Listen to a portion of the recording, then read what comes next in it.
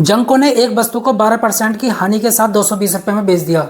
इसका मतलब उसने अपनी वस्तु को 88% में बेच दिया। ओके, 88% की वैल्यू दे रखी है कितनी, 220 रुपये। तो 1% की वैल्यू कैसे निकलेगी, 88 नीचे जाएगा 88, 220 डिवाइड में कितना 88। ये कहता है 10% लाभ कमाने के लिए वस्तु का मूल्य कितना बढ़ाना होगा। इसका मतलब अब वो वस्तु को 110% में बेचेगा। ओके, तो यहां पर मल्टीप्लाई कर दो दोनों तरफ 110 से,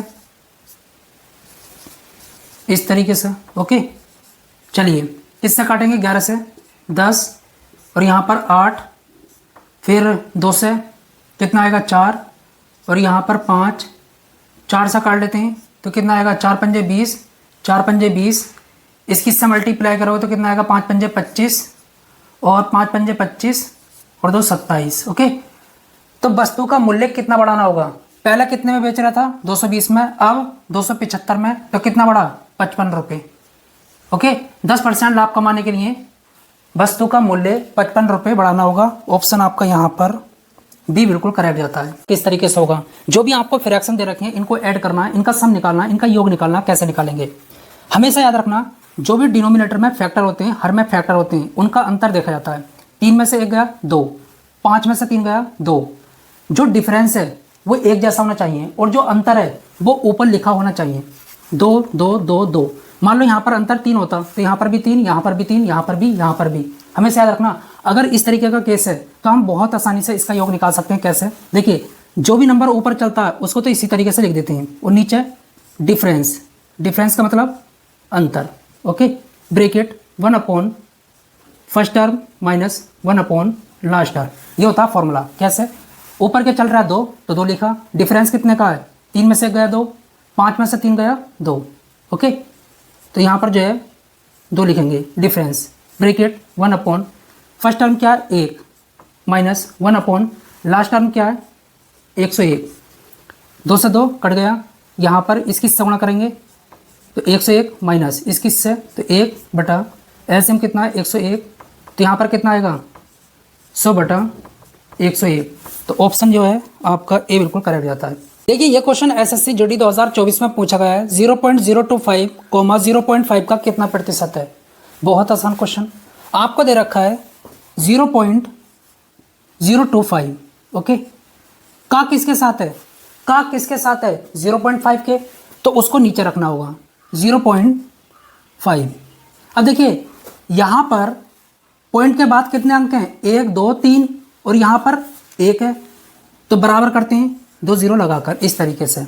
और प्रतिशत बनाने के लिए 100 से गुणा, ये कर लिया, इससे इसको हटा देंगे क्योंकि पीछे जो है बराबर अंक है तो पॉइंट हट जाएगा।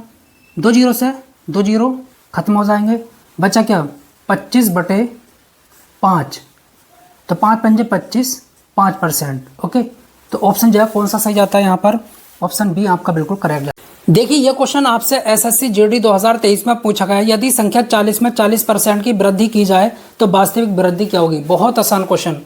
यहाँ पर क्या कहता है, संख्या क्या है 40, 40 में 40% की वृद्धि, तो 40 का 40% क्या होगा, इस तरीके से निकालेंगे। ओके, तो यहाँ पर ये गया।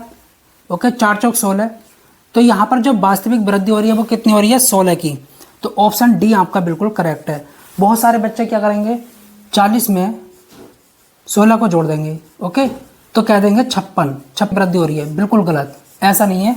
यहाँ पर जो वृद्धि हो रही है वो 16 की हो रही है। दोस्तों यहाँ पर हमको एक सिंप्लीफिकेशन का क्वेश्चन दे रखा है, इसको सॉल्व करने से पहले आपको ये पता होना चाहिए बोर्ड मास का रोल क्या होता है। देखिए 20 होता है ब्रैकेट, सिंपल ब्रैकेट हो सकता है, स्क्वायर ब्रैकेट हो सकता है, कर्ली ब्रैकेट। पहले उसको सॉल्व करना होता है, उसके अंदर जो भी चीज़ होती है। उसके बाद में ऑफ, हिंदी में कहते हैं का, इसका मतलब होता है गुणा।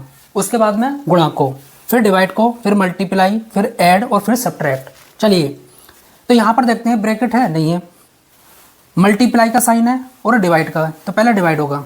चलिए इसकी सिंपल गुणा कर लेते हैं, 108 माइनस 13 छंग 78 और यहाँ पर 25 को 5 से डिवाइड करोगे तो 5 गुणा 2, यहाँ से कितना मिलेगा 30 और डिवाइड में कितना 10, तो कितना आया 3।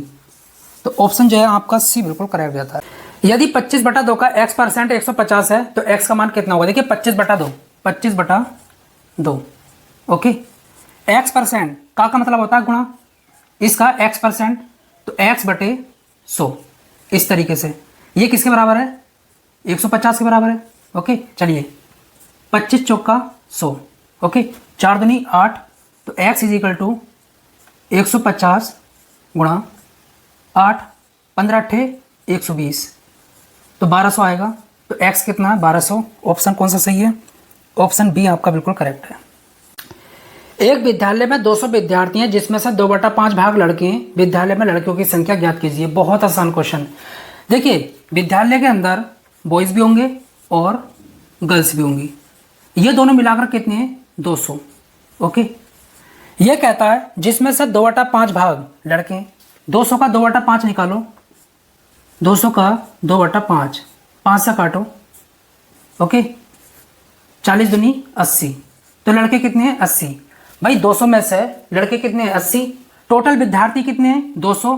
तो 200 में 80 जो है लड़के हैं, तो 120 क्या होंगी? लड़कियां होंगी। तो ऑप्शन सी आपका बिल्कुल करेक्ट जाता है। लड़कियों की संख्या पूछ रहा था, तो इस तरीके से हम क्वेश्चन को कर लेते हैं।